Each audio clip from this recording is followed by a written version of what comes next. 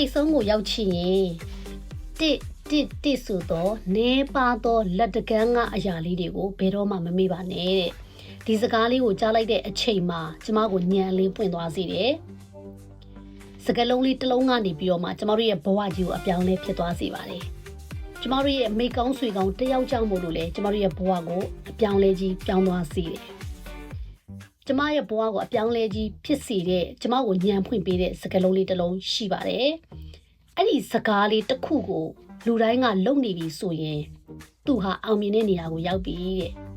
အဲ့ဒီအရာကလည်းအောင်မြင်မှုကိုသွားတဲ့နေရာမှာအခြေခံတဲ့ဒီစကားလေးကိုသိလိုက်တဲ့အခါမှာကျွန်မအမြဲတမ်းလက်ကင်ကျင့်သုံးပါတယ်ဒီစကားလေးကိုသိကြရင်တော့ Buyu File ကိုအဆုံးလေးထိကြည့်ပါဘဝကိုတိုးတက်အောင်မြင်ခြင်းနဲ့ဂျပန်နိုင်ငံမှာအလုပ်လုပ်တယ်မြန်မာနိုင်ငံကိုပြန်ရင်ဂျပန်နိုင်ငံထက်မနည်းသောလစာကိုငါရမှာဖြစ်မယ်ငါပြန်သွားရင်ငါဘဝဟာဒုံရင်းကနေဒုံရင်းဘဝကိုငါရောက်လို့မဖြစ်ဘူးဒီထက်ပိုပြီးတော့မှတိုးတက်ပြောင်းလဲမှုကိုလိုချင်တဲ့အတွက်ကြောင့်မို့လို့ကျမအမြဲတမ်းလေးလာတည်မှုအမြဲတမ်းလုပ်ပါတယ်အဲ့ဒီကနေပြီးတော့မှကျမကိုညံပွင့်စေတဲ့စကားလေးတစ်ခုဟာဘဝကိုတိုးတက်အောင်မြင်ခြင်းရဲ့တဲ့အဝေးကြီးကိုလှမ်းမကြည့်နဲ့တဲ့ကိုယ့်ရဲ့အနီးကပ်အတွင်းထဲကအရာတွေကိုအရင်ဆုံးရွေးချယ်ကြည့်ပါတဲ့အဲ့ရထားလိုက်ပြီဆိုတာနဲ့ချက်ချင်းထမလား9မိနစ်လောက်ငါမှိတ်လိုက်အောင်မလားဆိုတဲ့ရွေးချယ်မှုနှစ်ခုဖြစ်လာရဲ့သင်ရွေးချယ်လိုက်တဲ့ရွေးချယ်မှုဟာသင်သွားမယ့်အနာဂတ်ဘဝပါပဲတဲ့သင်ရရှိမယ့်အနာဂတ်ဘဝပါပဲတဲ့ဒါဆိုရင်ကျမတို့ကခဏလေးမှိတ်လိုက်အောင်ပဲဆိုတဲ့ပြီးစိတ်တစ်ခုဖြစ်သွားရဲ့ကျမတို့ရဲ့အနာဂတ်ကတောက်တလာမဟုတ်ပါဘူးဒါကြောင့်မို့လို့ရွေးချယ်မှုတွေဟာဘဝမှာအမတန်အရေးကြီးပါတယ်တဲ့ဒါကြောင့်မို့လို့ကျမကအမြဲတမ်းချက်ချင်းထားတတ်တဲ့အလေးအကျင့်တစ်ခုကိုကျမလုပ်ပါတယ်ဂျပန်နိုင်ငံမှာကျမ10နိုင်လုပ်ရပါတယ်ရေချိုးထမင်းစားတငယ်ချင်းအပေါင်းအသင်းနဲ့စကားလေးပြောလိုက်အောင်ကျမတို့မှာတစ်နေ့ကို2နာရီအချိန်ပို့ပါတယ်ကျမရဲ့သုံးသက်ချက်ကျမကိုကျမပြန်ဆက်စစ်ချက်ဆိုရင်ကျမဟာ4နာရီအချိန်ပို့ပါတယ်အဲ့ဒီ4နာရီအချိန်မှာငါဘာလုပ်မှာလဲရွေးချယ်မှုတွေလာပြီเนาะအဲ့4နာရီအချိန်မှာဇလန်းတွေပဲကြည်မာလားတချင်းတွေပဲနားထောင်ပါလားဘာတွေလုပ်မှာလဲเนาะကိုယ့်စိတ်ကိုပျော်ရွှင်စေမယ့်အရာတွေလည်းလုပ်ဖို့ကလိုအပ်တယ်ဒါပေမဲ့ကိုကအမြဲတမ်းပဲနေစကားတွေပေါ့နော်ဒီလိုနေရာတွေမှာပဲအချိန်ကုန်နေမယ်ဆိုလို့ရှိရင်တော့